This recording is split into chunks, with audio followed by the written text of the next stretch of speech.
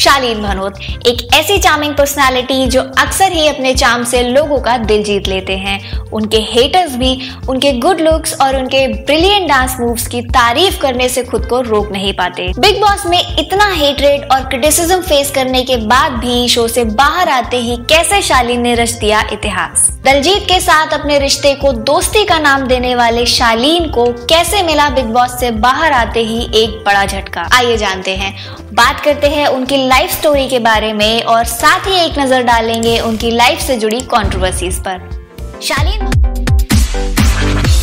शालीन भनोत को हम सभी ने बिग बॉस 16 में देखा है। शालीन भनोत की पर्सनालिटी जितनी चार्मिंग है उतनी ही कंफ्यूजिंग भी है। बिग बॉस में हम सभी ने देखा है कि बाकी के सभी कंटेस्टेंट्स की शालीन से हमेशा ये कंप्लेंट रहती थी कि वो ये समझ नहीं पाते कि शालीन को ट्रस्ट कर सकते हैं या नहीं, शालीन को वो अपना दोस्त समझे या दुश्मन। वैसे ये कंप्लेंट सिर्फ कंटेस्टेंट्स की ही नहीं बल्कि ऑडियंस की भी रही। मैक्सिमम नंबर ऑफ ऑडियंस शालीन की पर्सनालिटी को समझ ही नहीं पाए।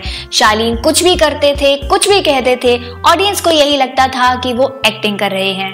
खैर, इस बारे में तो आगे बात करेंगे ही। अभी बात करते हैं शालीन की लाइफ स्टोरी के बारे में। शालीन का जन्म हुआ 15 नवंबर 1984 को जबलपुर एमपी में एक मिडिल क्लास फैमिली में। उन्होंने अपनी स्कूलिंग जबलपुर के एक प्राइवेट स्कूल से ही कंप्लीट की। शालीन को स्टडीज में हमेशा से ही कुछ खास इंटरेस्ट नहीं था, इसीलिए उन्होंने स्कूलिंग करने के बाद कॉलेज जाना जरूरी नहीं समझा।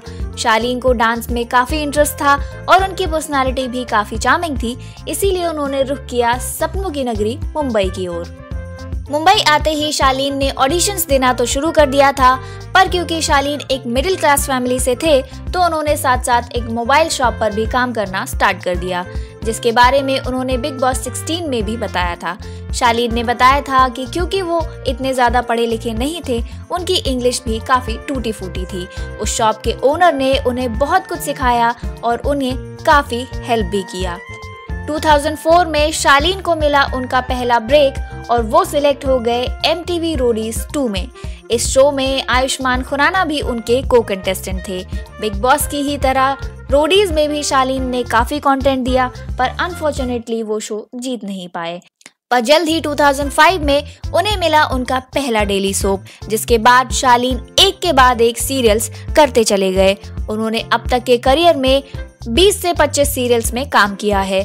2005 में उन्होंने काम किया सीरियल आयुष्मान और 7 फेरे में। 2006 में उन्हें मिला सीरियल कुलवधू, जिसमें उनके साथ उनकी एक्स वाइफ दलजीत कौर भी थी।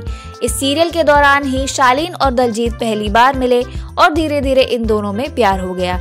कुछ टाइम बाद ये सीरियल तो बंद हो गया, पर इन दोनों की रिलेशनशिप स्टार्ट हो गई।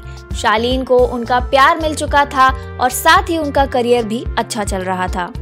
2007 से 2009 तक शालीन ने काम किया सीरियल बेटियां, नागिन और दिल मिल गए में।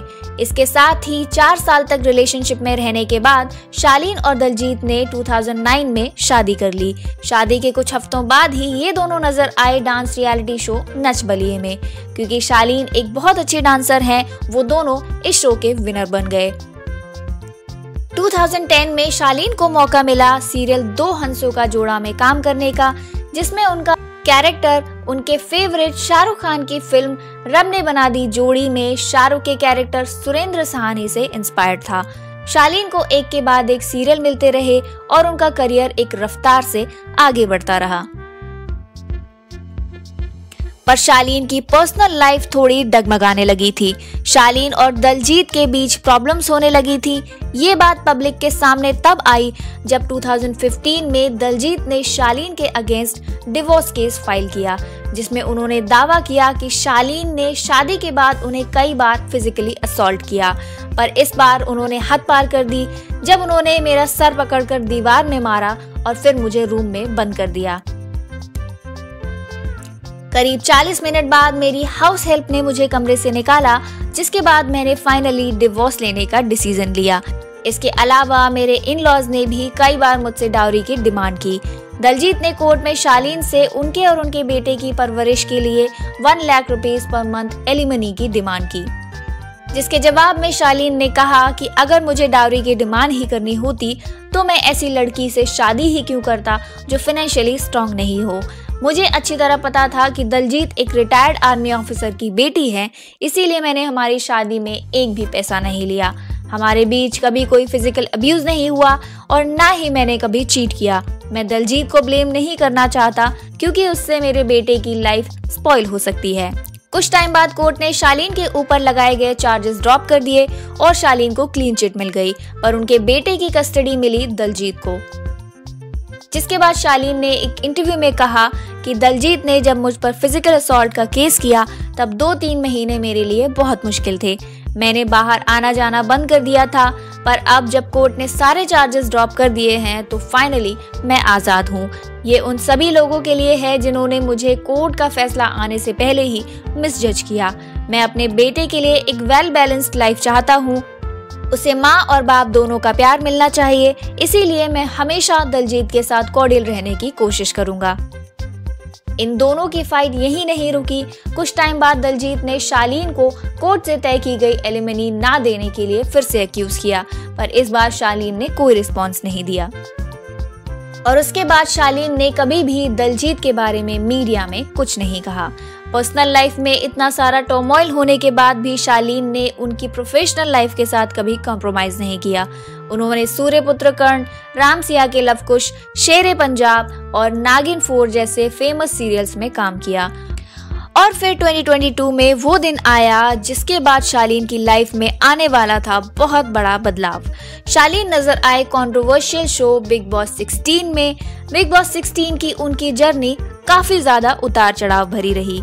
शालीन इस सीजन के ही नहीं बल्कि बिग बॉस के सारे सीजन्स के अब तक के मोस्ट मिसअंडरस्टूड कंटेस्टेंट रहे। शो में शालीन को इतना ज्यादा टारगेट किया गया कि ऑडियंस उनसे जुड़ती चली गई और धीरे धीरे शालीन की फैन फॉलोइंग बढ़ने लगी। बिग बॉस 16 में अगर देखा जाए तो 90% स्क्रीन टाइम शालीन ने ही ले रखा था। ऐसा कोई प्रोमो और थंबनेल नहीं था जिसमें शालीन नहीं थे। ये कहना गलत नहीं होगा कि इस शो में शालीन ने बहुत कुछ झेला और फिर भी वो फिनाले तक पहुंच गए। शो में शालीन की टीना दत्ता के साथ रोमांटिक एंगल और सुम्बुल तौकीर खान के साथ दोस्ती ने भी काफी सुर्खियां बटोरी। ये बात और है कि ये दोस्ती और रोमांटिक एंगल शालीन के ऊपर ही बैकफायर किया। इतना कुछ फेस करने का शालीन को रिजल्ट भी उतना ही अच्छा मिला। शो में रहते हुए ही शालीन ने रोहित शेट्टी द्वारा दिए गए स्टंट्स को जीतकर खतरों के खिलाड़ी में जाने का मौका जीत लिया। ये बात और है कि शालीन ने खतरों के खिलाड़ी में जाने के लिए रोहित शेट्टी के मुंह पर ही मना कर दिया। पर इतना ही नहीं, शालीन को फिनाले के दिन खुद एकता कपूर ने ऑफर किया उनका बिग बजट अपकमिंग शो बेकाबू। ये शो राक्षस और परी की प्रेम कहानी पर आधारित है। बिग बॉस भले ही कोई भी जीता हो, पर शालीन एक ही ऐसे कंटेस्टेंट हैं जिन्होंने शो से निकलते ही दूसरे शो पर काम करना स्टार्ट कर दिया। जहां दूसरे सभी कंटेस्टेंट्स आफ्टर पार्टीज कर रहे थे तो वहीं शालीन बिजी हो गए थे अपने न्यू शो की शूटिंग में। इस शो का पहला प्रोमो आते ही ऑडियंस की उम्मीदें शालीन से बहुत ज्यादा बढ़ गईं। जब बेकाबू का टेलीकास्ट हुआ और शालीन की एंट्री हुई तो शालीन लोगों की उम्मीद पर पूरी तरह से खरे उतरे। उनकी एक्टिंग को ऑडियंस ने बहुत ज्यादा पसंद किया।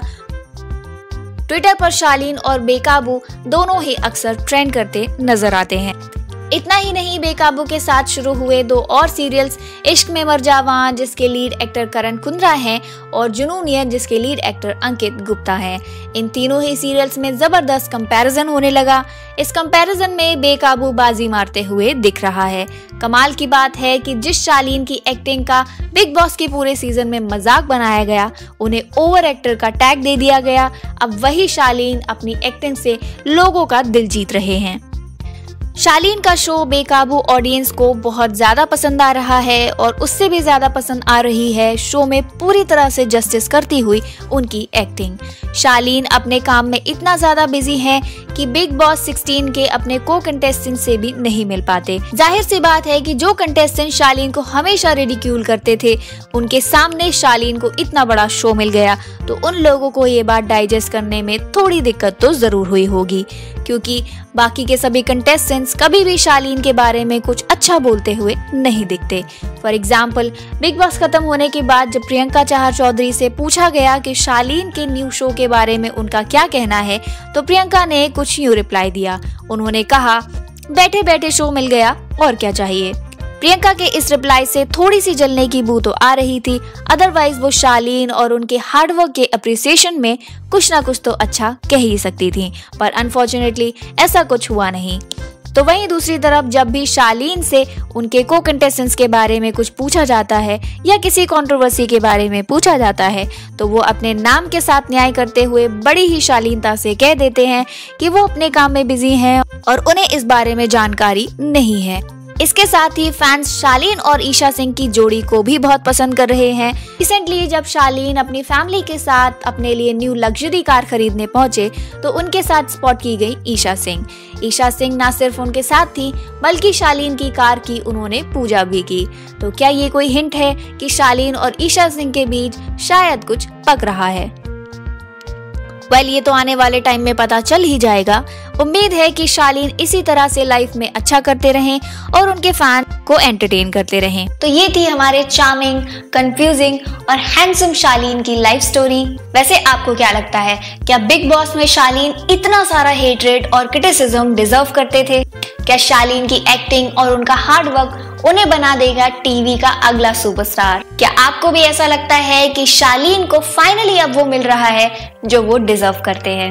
हमें कमेंट बॉक्स में जरूर बताएं। I am Parul Patel signing off for now. Please like the video and subscribe to our channel now.